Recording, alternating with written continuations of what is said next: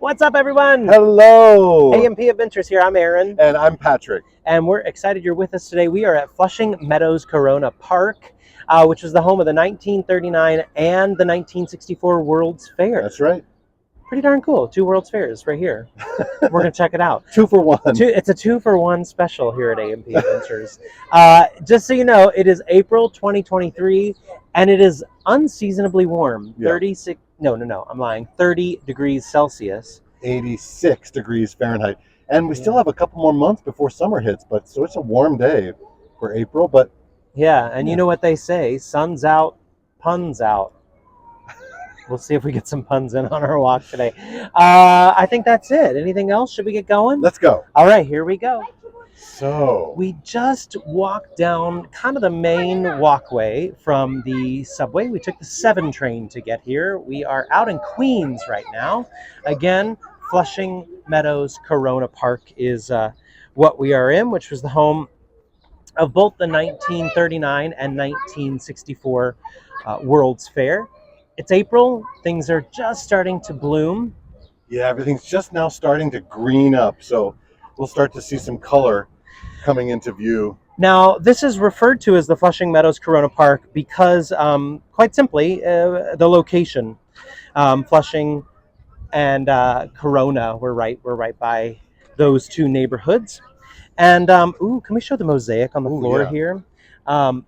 We have a couple references to the World's Fair already. Oh, yeah. The Hall of Science, right here, from the 1964 World's Fair. We're going to try to make our way over there. And then Elsie the Cow from the 1939 World's Fair as well. Now, the park that we're in right now is bounded by Interstate 678 on the east, Grand Central Parkway on the west, Flushing Bay on the north, and Union Turnpike on the south. This is the 4th largest park in New York City with a total area of 897 acres. Or 363 hectares. So it's just a smidge bigger than Central Park in Manhattan. And lots of folks are out today playing, and some of our cherry blossoms are in bloom as we make our way through the park, and we have some red buds coming in, so we'll see lots of blooms coming to fruition all throughout the park today. It's a weekday, it's a work day, but because it's so beautiful out, the joint is jumping. Sun's out, fun's out. That's right. So New York has hosted quite a few World's Fairs, actually. The first was in 1853, and then also the 1964, 1965, and the 1939, 1940 World's Fairs as well. And the Crystal Palace and the Latin Observatory came from the first fair, and that was in Bryant Park in the middle of Manhattan. And those relics, those are all long gone. But fortunately, the park that was here, the World's Fair that was here in this park, we still have some relics left over from that. So we get to see some of that as we make our way through the park today. Oftentimes, by the way, I should say, a lot of folks just call this Flushing Meadows instead of the full name of Flushing Meadows Corona Park. So if you hear just Flushing Meadows, or if we happen to say that along the way, that's kind of roughly what it is. We're also right by Citi Field, where the Mets play, and we're also right by where the US Open happens as well, the big tennis tournament. We're actually kind of directly next to that, Arthur Ashe Stadium. A little bit of a van coming by. We should also say, Aaron and I, we're too young to have come to the 64 World's Fair, but I'll bet some of you watching might have visited the World's Fair in 64, and if you are, we're hoping to take you down memory lane. Now, this area originally was inhabited by the Matinacock tribe. That would have been before the arrival of the Dutch settlers in the early 1600s. And then after the Civil War, the surrounding area would have had kind of been a popular waterfront resort. Wealthy New Yorkers would have built little elegant houses nearby. And then during the 19th century, with the industrialization coming in around the turn of the century, the wetlands and the creek that flowed through Flushing Bay in this area ultimately became an ash dump. Some of you might know of that reference of the Valley of the Ashes, or I think it's just Valley of Ashes in The Great Gatsby. the F. Scott Fitzgerald book, Great Gatsby. But that's a reference to that area. Now, a little bit about, we'll mainly talk about the 1964-1965 World's Fair, since that's what we're going to be seeing most of the relics from. Remnants, yeah. Or yeah, the remnants. But that was, it held over 140 pavilions, 110 restaurants representing 80 nations, hosted by 37 of them. 24 U.S. states and over 45 corporations were all a part of that fair. And I think we want to go right here. Yeah. We're going to kind of do a little bit of a loop-de-loo. Yeah. And sort of make our way through the center and just a little bit. Oh, I think we're catching just the tail end of these cherry blossoms. Yeah, looks like it. But we still have some here and there. We're not mad about that. So the fair itself covered about 646 acres, or about 261 hectares. So about 3/4 of the park as we know it today was a part of the World's Fair. So it was pretty massive, and you know, would have been quite exciting. And the fair's theme was Peace Through Understanding, dedicated to man's achievement on a shrinking globe in an expanding universe. And it actually ran for 2 6-month seasons. So it ran April 22nd to October 18th, 1964, and then April 21st to October 17th, 1965. So that's why when you see World's Fair 64-65, that's why you see that, because it had two seasons to it. It was that popular. So nice, they brought it back twice. Yeah, exactly. Admission, by the way, would have been for adults 13 and older, $2, which would be the equivalent of about $17.50 today. And then the second year, because it was a year later and it was popular, they increased to $2.50, which would have been about $21.50 in its day. And let's check out this statue over here on the left. Oh, actually, yeah. This is the Arthur Ashe, right? The stadium we were talking about, the tennis stadium here. U.S. Open is here. Yeah. So that is that'll take place later in the summer. I've never been lucky enough to go to the U.S. Open. I think you have a couple. I've gone a couple times. Yeah, it's and I'm not even a big tennis fan, but it's really exciting and quite fun. It's certainly worth it. And even if you just get a grounds pass, which is much more affordable than the main stadium, even the grounds passes are really quite fun. You get to still go see some of the preliminary matches and be around just the excitement of it all. So some fun facts about the World's Fair. It's where the Ford Mustang was premiered.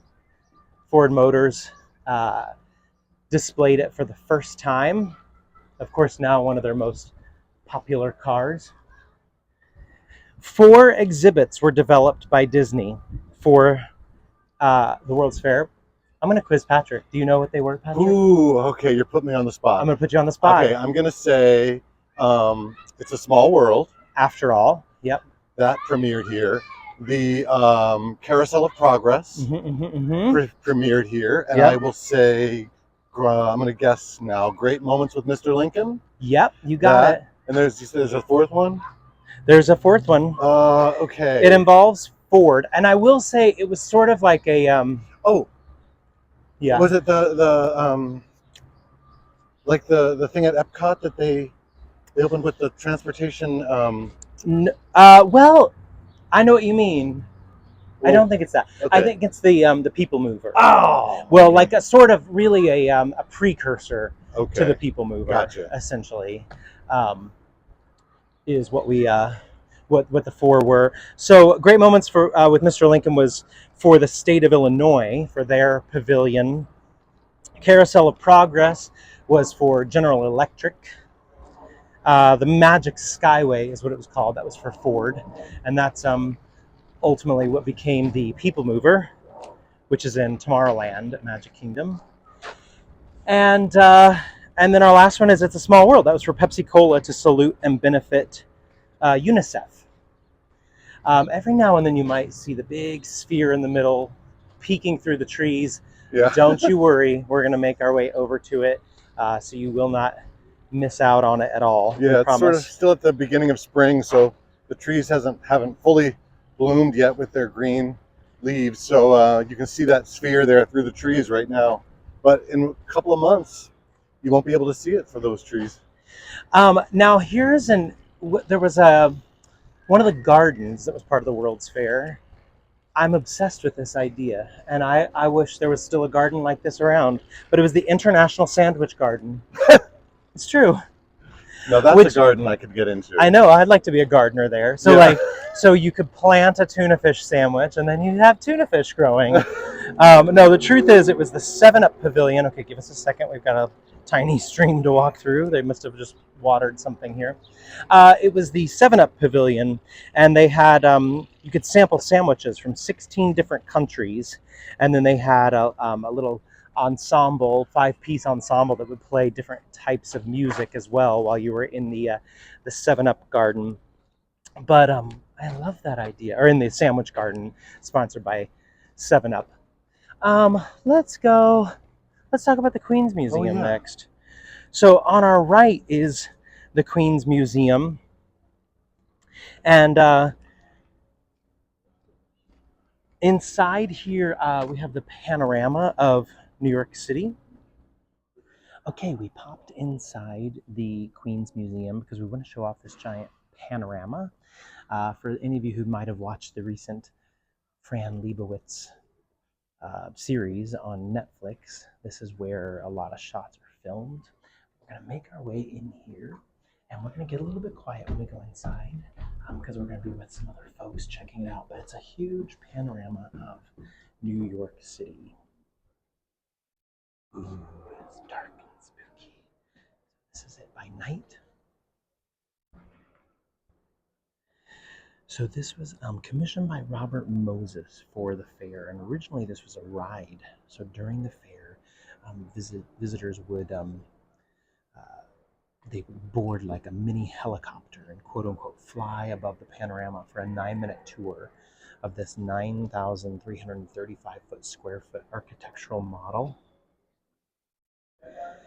And the model features over 895 plastic and hand-painted wooden structures that were originally created over the course of three years by a team of 100 craftsmen. They were all from Raymond Lester and Associates. And the tiny replicas represented every building in the 5 boroughs constructed prior to 1992. They have done some updates. You can also see every street, every park, 100 bridges. And the panorama ride operated for about 4 years after the fair. The model, like I said, it's been updated a few times, largely by donations from architects and developers who want their buildings reflected. Oh, is it starting to get brighter on us? Yeah, the light is constantly changing, so we'll give it once around and hopefully get some good light on it.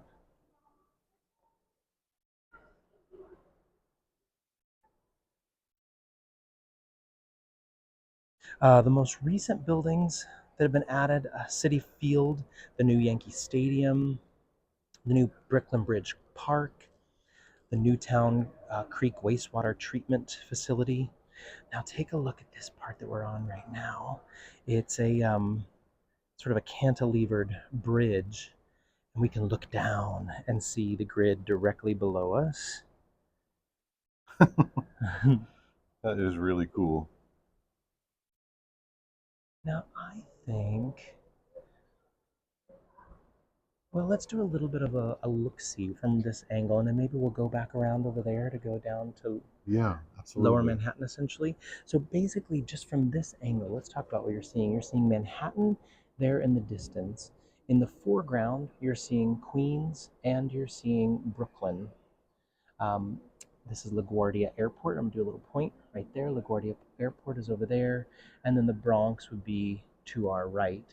Oh, we have a plane coming in for a landing. Oh my God. Here comes a plane coming in for a landing. Oh my goodness. Oh my gosh, that is really great. I love that. Landing right there at LaGuardia Airport. It looks like they just have sort of a cutout. It probably just goes right into the cutout, I guess. There it goes, and it's landed safely. So I think, right? What do you think? We should backtrack? Yeah, yeah. Let's go around the other side. Yeah. Yeah. So as we backtrack around, this would be Brooklyn and a bit of Far Rockaway you're seeing below us. Directly below us is JFK Airport. For anybody who may have flown into JFK before, that's JFK directly below us. Now, again, it may not look like it on camera, but this is entirely a 3D model, and I think it'll be more apparent when we make our way to the Manhattan section, where the buildings are obviously much more Yeah, there's um, more high rises over there. built up. Yeah, they do, by the way, have an adopt a building program. So if anybody wants to help sponsor a building for any new buildings that have gone up here, you can certainly do that. Yeah, now when we first walked in, it was the lights were very dim, but they've brightened up. Maybe that's just simulate like night and day. Yeah, Yeah. yeah, I think so. Now here we are at Staten Island. I was trying to see if there was a classic Staten Island ferry, but Yeah, I don't see one. I didn't see one. Maybe when we get around to Manhattan, there'll be one over there. Staten Island, of course, is the largest borough of the five boroughs in New York City. And again, this was all the idea of Robert Moses, who was a major city planner of New York City, and also he kind of helped spearhead the World's Fair here as well. He's quite controversial. Many of you watching might know of him.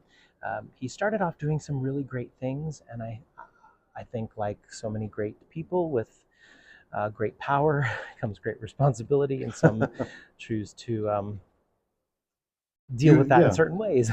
yeah. Some use it responsibly and Yeah, some don't. and he kind of overdeveloped and not always in the best of ways. So here we come to the southern tip of Manhattan, and we're going to see. You'll actually see the original Twin Towers are still here. So that area hasn't been updated yet, but this is Lower Manhattan, and the financial district. You'll see the Brooklyn Bridge and the Manhattan Bridge over there on the East River.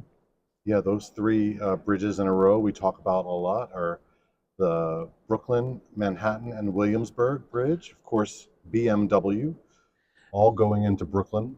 And from this spot, we also get a terrific bird's eye view of none other than Lady Liberty herself, right below us, as well as Ellis Island. There they Yeah. are, right in the same picture. And let's make our way up Manhattan. Yeah, let's do it. And you'll see lots of familiar spots. I see a little bit of Union Square. I see Washington Square Park in there. You'll start to see the Empire State Building come into view right in the middle. There it comes into view in the middle of your screen. And then we get the iconic Midtown area. There's the Empire State Building. There it is, yeah. And then just a few blocks north of that, you can zoom in on the Chrysler Building too. That's standing tall there. And then you get to Central Park. I mean, there we go, fifth largest park in New York City, and here we are in the fourth largest one, Flushing Meadows, with this Queen's Theater right here in the middle. You can see how it goes all the way from 59th Street to 110th Street. That the reservoir, you can see the bodies of water in it.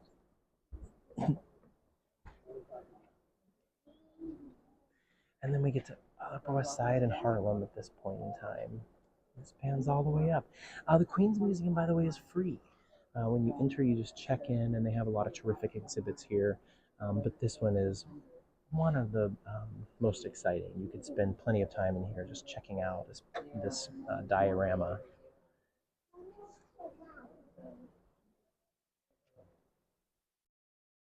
Here's the George Washington Bridge, and this would be the Hudson River. That's the side that we are on now at this point in time.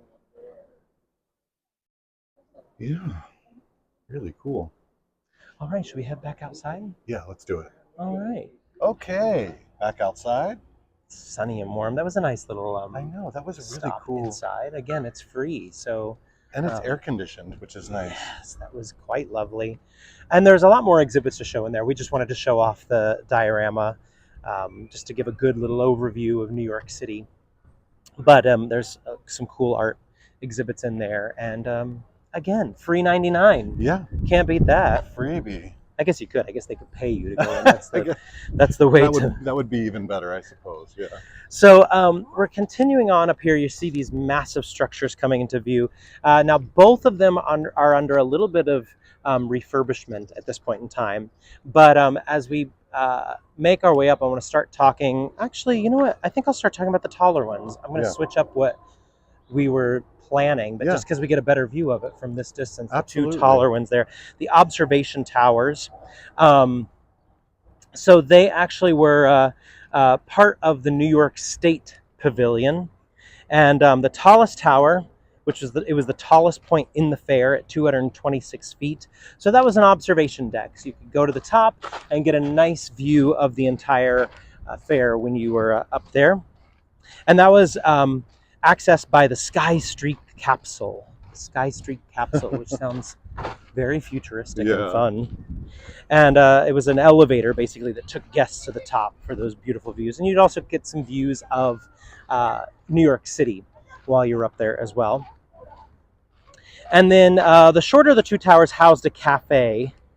Now, they were abandoned after the fair, although they did have a starring role in the 1997 movie Men in Black.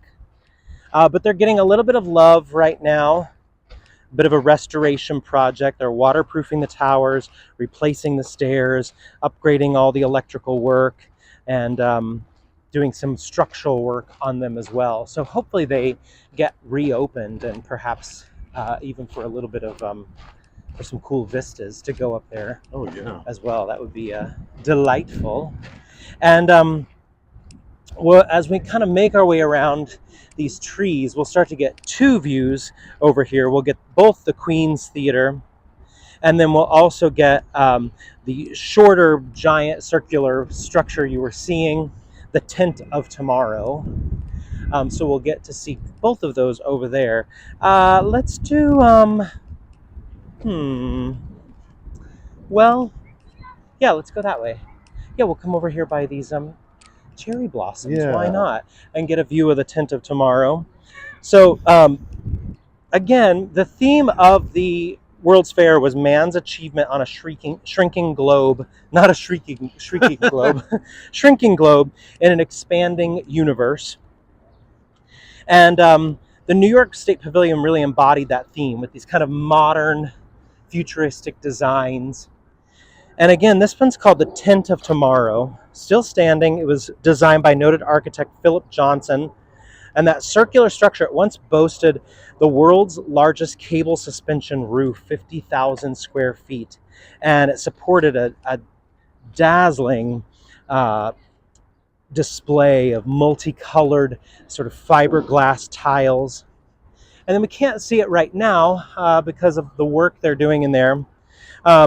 And also because most of it's gone, but there was on the floor, there was a massive 567 panel terrazzo road map of the state of New York.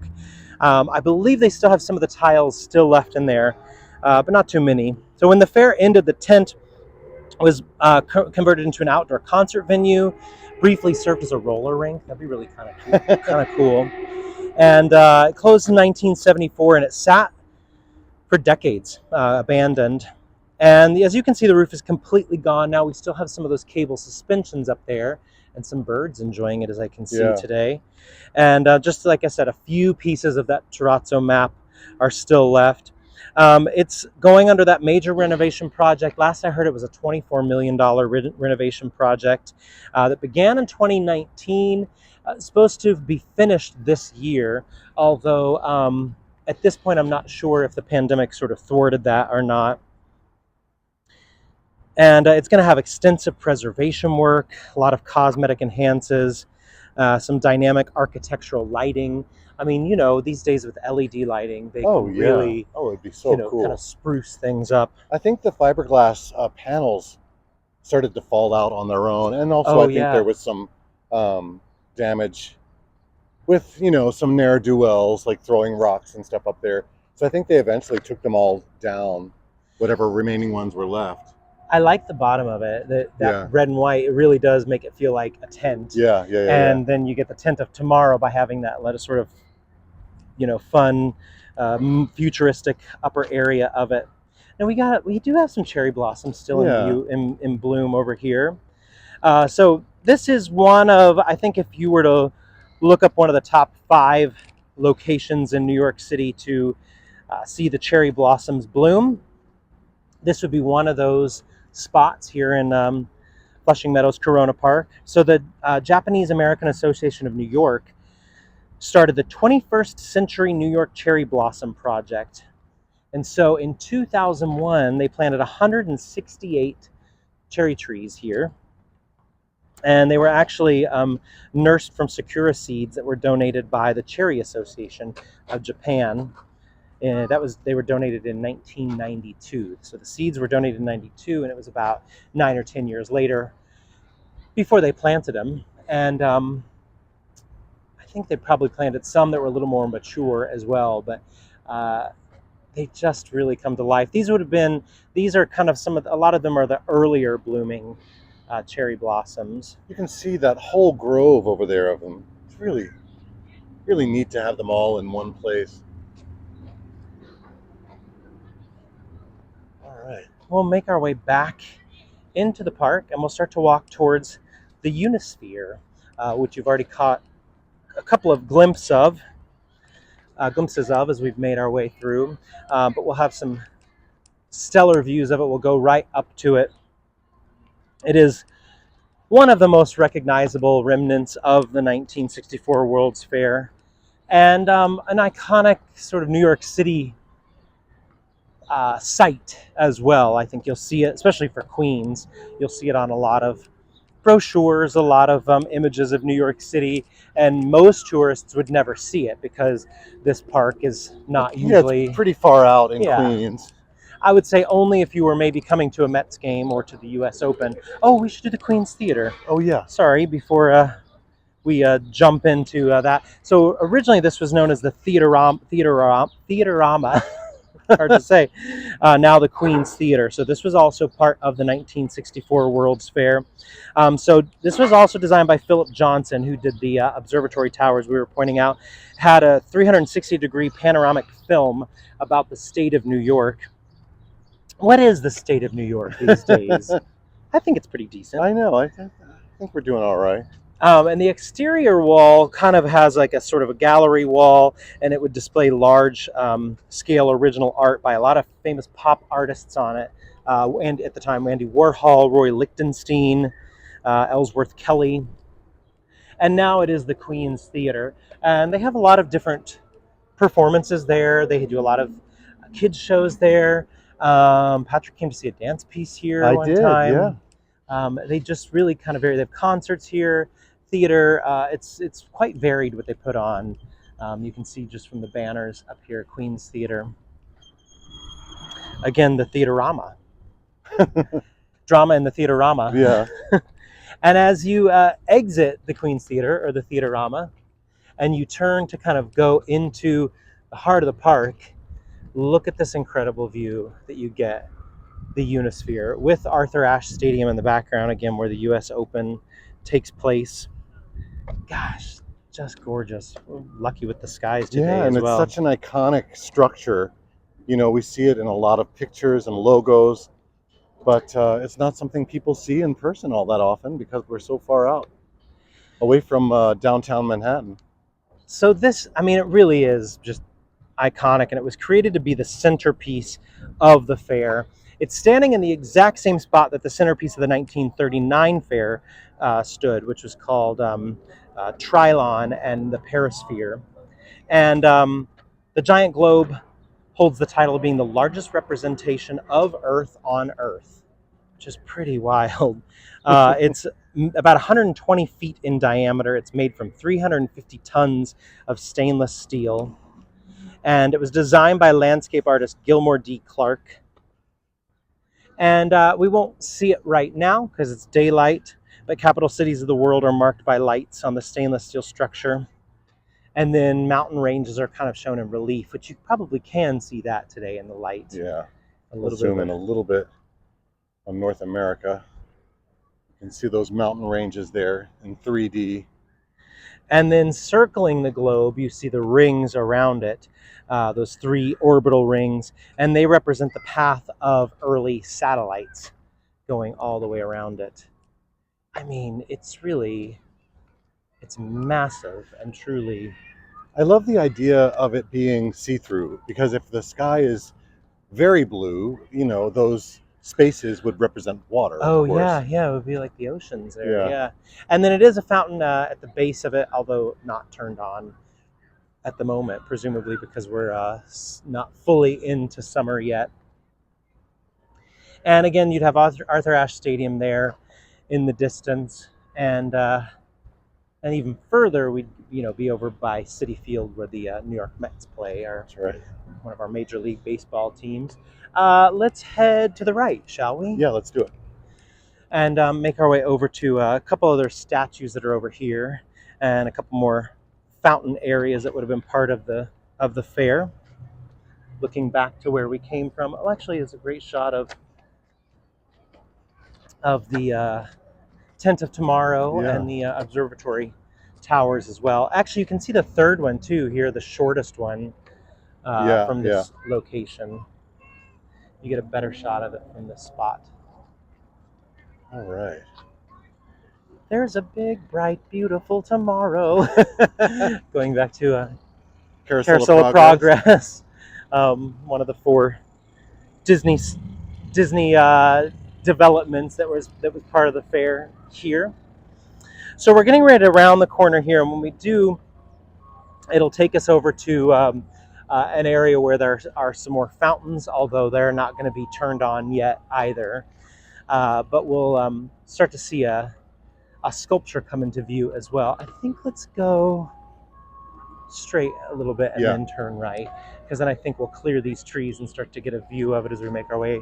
You might hear the tingling of the ice cream truck as We're well. not getting ice cream today, sadly. Oh, don't go breaking my heart. But yeah, as we round the corner here, you see this giant sculpture coming into view, the rocket thrower, straight ahead. And the rocket thrower is a sculpture by Donald DeLue. He only had 6 months to create it. It was, he petitioned Robert Moses to have a commission at the 1964 World's Fair. And it's basically, so the Unisphere is behind us, and in front of us is the pool of reflections, and it's basically in between those 2 locations. Measures 43 feet tall, and as we get closer, you'll really see the scale of this sculpture. A bronze figure, and he's hurling a rocket toward the heavens with his right hand, and with his left hand, the subject is reaching for a constellation of gilded stars, and they're shining brightly today. And they sure are. May not be on the screen yet, but as we get closer, you will see that. And it was based on another idea that DeLue had for a commission at the Union Carbide building, which is on Park Avenue, and that one was called Man Conquering Space. And the symbolism of it is it's man's relationship to space and his venturesome spirit backed up by all the powers of his intelligence for the exploration of a new dimension. So the rocket thrower actually debuted a little bit before the fair opened. So it debuted April 22nd, 1964. Lit oh so beautifully today. Oh, again, yeah. The rocket thrower by sculptor Donald DeLue, and did it in 6 months. I can't even finish a puzzle in 6 months. Yeah. Wait, what is his last name? DeLue. Gesundheit.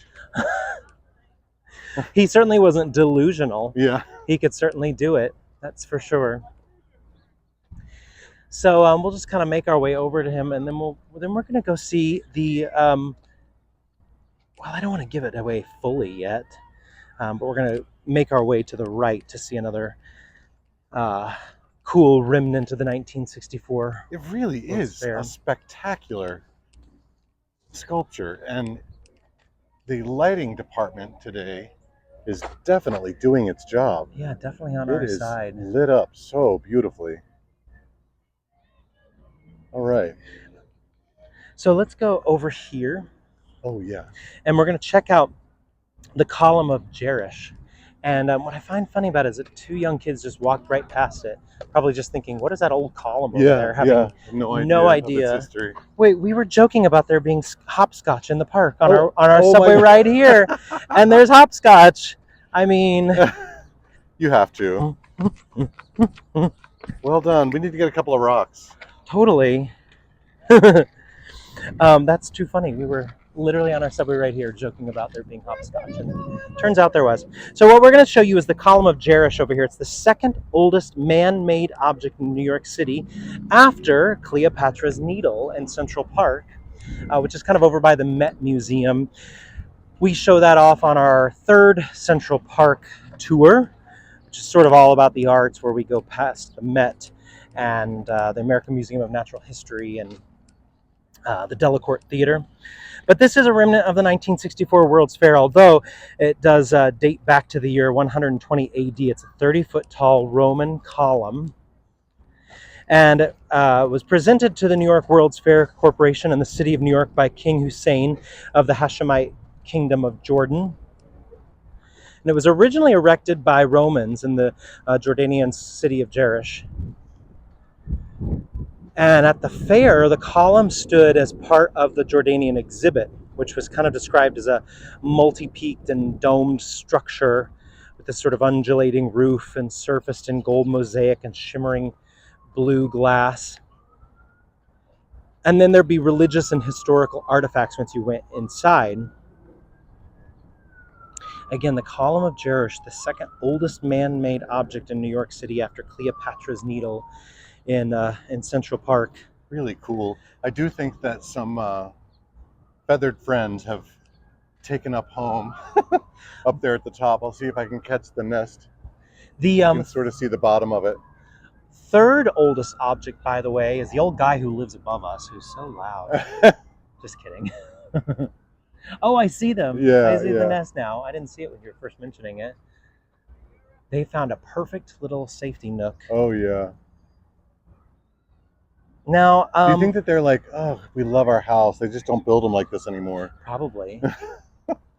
I see a giant patch of cherry blossoms straight Ooh, over. Yeah. That I think we should head over there and wrap up our tour over there. Yeah, I do like that idea. Or they're like they love antiques, Yeah. so that's why those birds live there. They're like, oh, this is nice. Just our style. Yeah, yeah. Hard to come by. Judy and George, they're the birds. Judy loves antiques, and so they that's why they're there. Now, we as we go over to these cherry blossoms, we will see the rocket thrower once again. Actually, why don't we walk through there just on our way over there? Let's do it. We might as well, and then we'll be at the base of the rocket thrower. And if we were to go if we were to keep walking straight ahead, we would be going by the pool of reflections, which we won't really show right now because it's not filled up with water yet, although you'll see a little bit of it. But we're not quite to summer, even though it feels like a summer day. It sure does. It's hot enough. 30 degrees Celsius, 83 degrees Fahrenheit, and it is sunny and quite warm. And and we have some Italian ices for sale. That's what the jingling was next to us. So this would be the beginning of those reflecting pools. It'll kick on later, but here we go to the base of the rocket thrower right here. So again, this was by sculptor Donald DeLue. I might have said Daniel earlier, but it's Donald. Apologies if I said Daniel. I was a liar. And this was indeed part of the 1964 World's Fair, popped up just before. And it's meant to symbolize man's relationship to space and his venturesome spirit, backed up by all his powers of intelligence for the exploration of a new dimension. And you'll see it is a Friday, although it is kind of a spring break week. So I think that's a large reason why we're seeing so many folks out and about in the park today. That plus the beautiful weather that we're having. But we'll make our way over to this beautiful patch of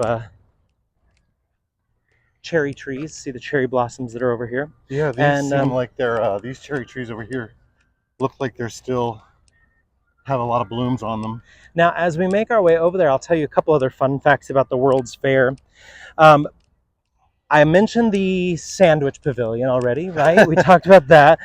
There also was the world's biggest wheel of cheese, to which I say yes, please. It was a 17-ton cheese wheel in the Wisconsin Pavilion, and it had a giant glass wall to protect it from the mice, even though they figured out that an average sized mouse, it would take it 27 years to eat all of the cheese.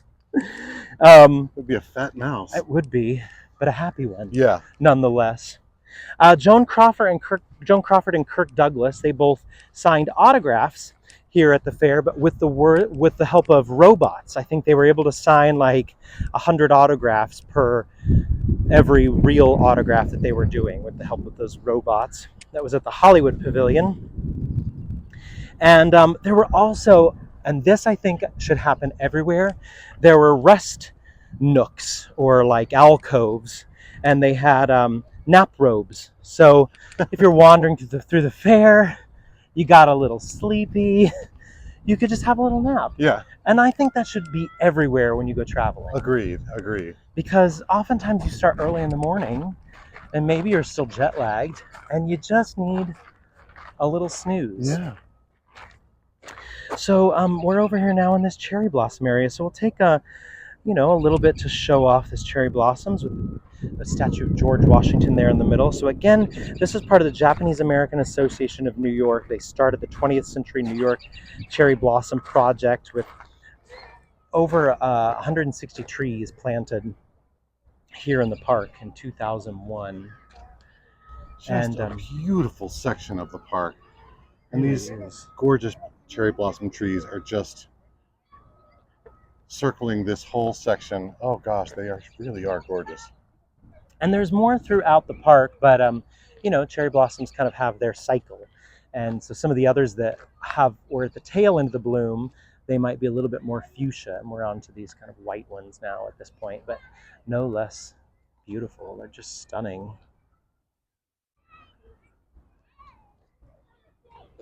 All right.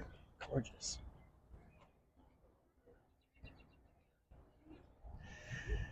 All right, so we are at the end of our tour today. Thank you for joining us on this little step back in time to the 1964-65 World's Fair. Yeah. And a little bit of Flushing Meadows Corona Park, or a lot of it actually. So glad you joined us. If you liked this, please give it a like. If you enjoyed us and you want to see more, please give us a subscribe. Yeah, you can subscribe to us to find out when we add other videos to our page. And if you have the time, you can comment on our videos, like them, subscribe, all of the things. Tell us what else you want to see in New York. Yeah, absolutely. And we'll go check it out. Yeah. Why not? And by the way, I'm Aaron. And I'm Patrick. And we are AMP Adventures. Thank you for joining us. We'll leave you with a final shot of these cherry blossoms. Yeah.